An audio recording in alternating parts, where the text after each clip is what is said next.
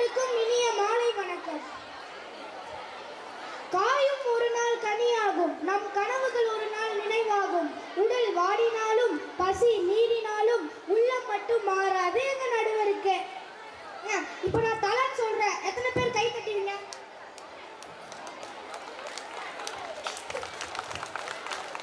அடுத்து தளபதின்னு சொல்றேன், எத்தனை பேர் கை தட்டுவீங்க? இப்ப சொல்ற பாருங்க நடுவர்களே, தமிழன்னு சொல்றேன், எத்தனை பேர் கை தட்டுவீங்க? நாம தளபதின்னு சொன்னா வெறும் கை தட்டலை மட்டும்தான் வாங்க முடியும். அதே தமிழன்னு சொல்லி பாருங்க, உற்சாகத்தோடு கை தட்டலை வாங்க முடியும் நடுவர் அவர்களே. சரி, நான் வளவளன்னு பேசாம ஸ்ட்ரைட்டா என் தலைப்புக்கே போறேங்க. கலாச்சாரம் அப்படின்னா மூணு தான்: உணவு, உடை, இருப்பிடம். நாங்க எவ்வளவுதான் நாகரிகமா வளர்ந்தாலும் எங்க வீட்டுல எல்லா பொங்கலுக்கும் வருஷம் எங்க அம்மாவுக்கு பட்டு புடவையும் எனக்கும் எங்க அப்பாவுக்கும் வேட்டி சட்டையும் தான் எடுத்து தருவாங்க. நாங்க இன்னும் கலாச்சாரத்தை மறக்கல நடுவர் அவர்களே. பரம்பரையா வேட்டி சேலையும் கட்டின குடும்பம் நாம.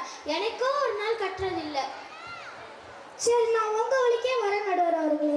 ஒருத்தவரு திட்டக்குடி டு திருச்சிக்கு வேலைக்கு போறாரு. அவர் வேட்டி கட்டிட்டு போறாரு.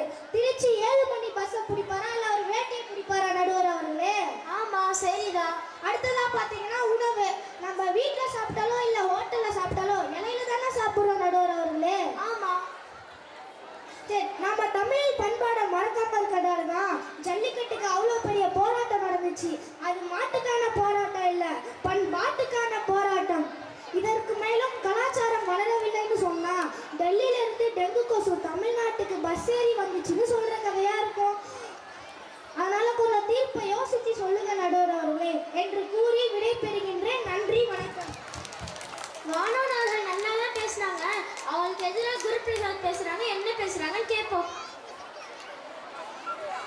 இயல், இசை, நாடகமென முத்தமிழாய் என் மூச்சு காத்தில் கலந்து வள்ளுவனின் வாசகமாய் 2 அடியில் நெஞ்சில் நுழைந்து என்னாலும் என் தமிழனையே செந்தேனாய் இனிக்கும் செங்காந்தலே செங்காந்தல் மனாய் மணக்கும் என் செந்தமிழே உனக்கு என் முதல் வணக்கம், அவையோருக்கு என் 2ஆம் வணக்கம். ஜல்லிக்கட்டு போராட்டம் மாட்டுக்கானதல்ல, பண்பாட்டுக்கான சொன்னதெல்லாம் சரிதான். அதெல்லாம் விவான் ஜல்லிக்கட்டு எழுதுவாங்க நடுவர்களே. ஏன் நாங்கள் விவான் ஜல்லிக்கட்டுன்னு எழுதுறோம் தெரியுமா? யாருக்கு தெரியணுமோ யார் எழுதுறியோ அவங்களுக்கு தமிழ் தெரியாது. அதனால தான் நாங்கள் அப்படி எழுதுறோம். சரி, நான் இன்னொன்று சொல்கிறேன் கேளுங்க.